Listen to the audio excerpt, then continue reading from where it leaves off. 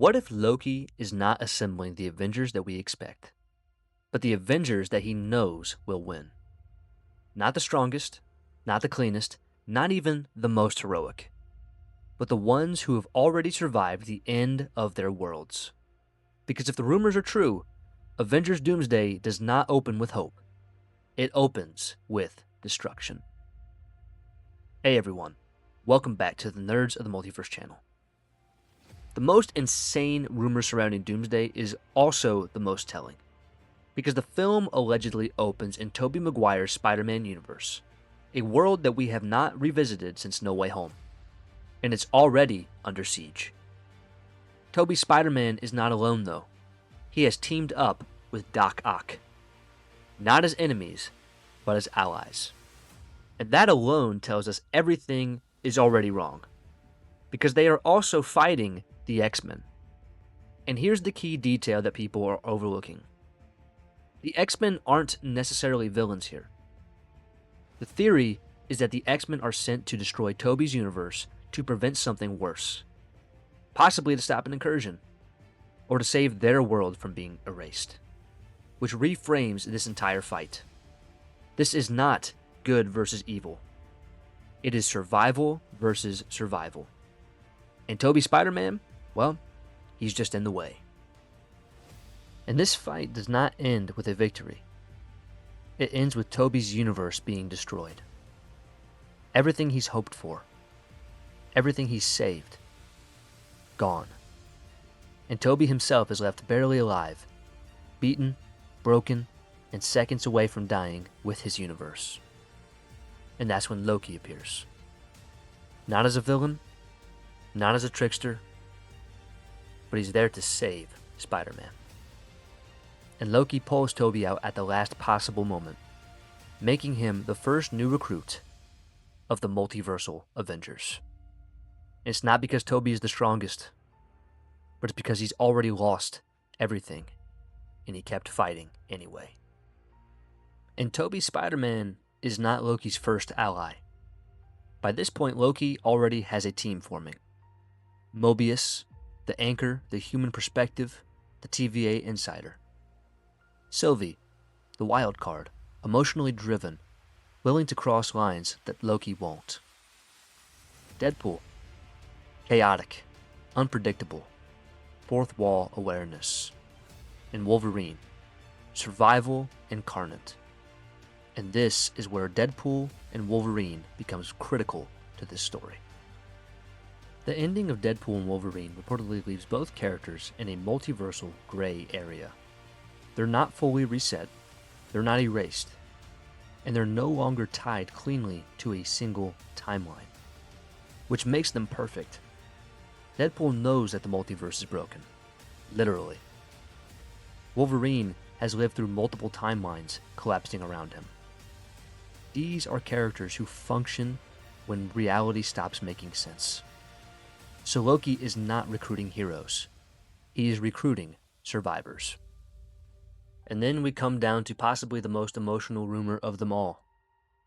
And that would be Loki goes to recruit Steve Rogers. The man who has chosen peace. Now, we do know that Chris Evans is, in fact, in this film. It's been confirmed from the first Avengers Doomsday teaser trailer.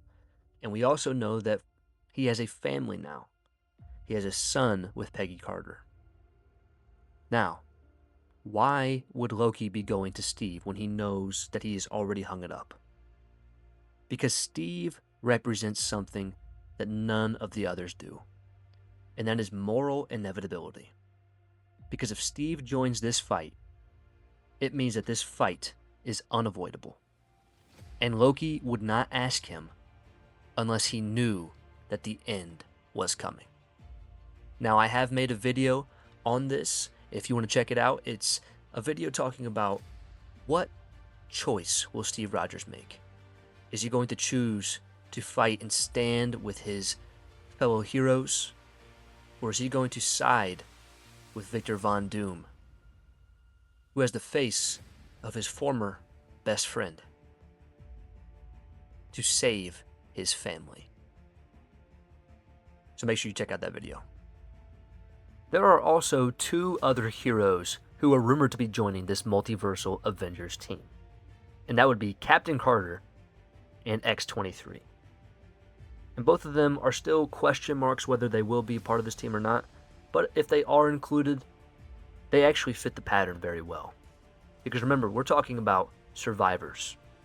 Captain Carter is proof that leadership transcends timelines, because she is the what if this worked. And X-23, well, she's the legacy of Wolverine, shaped by loss, experimentation, and survival in broken worlds. So if Loki is building a team designed to endure Doctor Doom, these 2 would make perfect sense. And it's not because of their power levels, but it's because they adapt.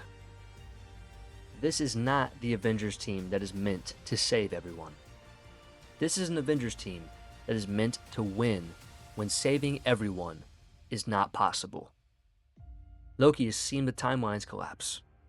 He's seen heroes fail. He's seen sacrifices not be enough. So this team is built around one idea. Who still stands when the universe doesn't? That's why Toby is here. That's why Wolverine is here. That's why Deadpool is here. And that is why Doom is coming. Because if Loki is assembling a multiversal Avengers team, you know that Dr. Doom is not sitting still.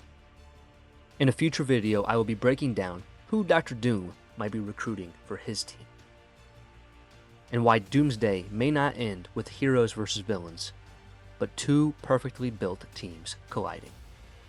But let me know what you guys think. Do you guys think that this will be Loki's multiversal Avengers team? Do you think there'll be different members? Do you think that we're going to have a multiversal Avengers team at all? Let me know what you guys think, and let me know what you think about these rumors that have been coming about the potential opening for Avengers Doomsday. I'd love to know. But that is all I have for today's video. If you did enjoy it, make sure you please leave a like. And if you want to see more Marvel or DC content such as news, rankings, theories, lore videos, gaming videos, breakdowns, and more, make sure you hit the subscribe button and turn on post notifications so you never miss an upload. Also, I am on social media. I am on TikTok at Nerds of the Multiverse, on Instagram at The Nerds of the Multiverse, and I am on X at Nerds of the Multi1. And also, if you have not already subscribed to the Nerd Bros Podcast YouTube channel, make sure you do so. We have brand new episodes coming out every Tuesday night, and that's where we talk Marvel, DC, and Star Wars. That's the Nerds of Ren and I. So make sure you subscribe to that channel because you do not want to miss a thing. But that is all that I have. I love you 3000, and I will see you in the next video.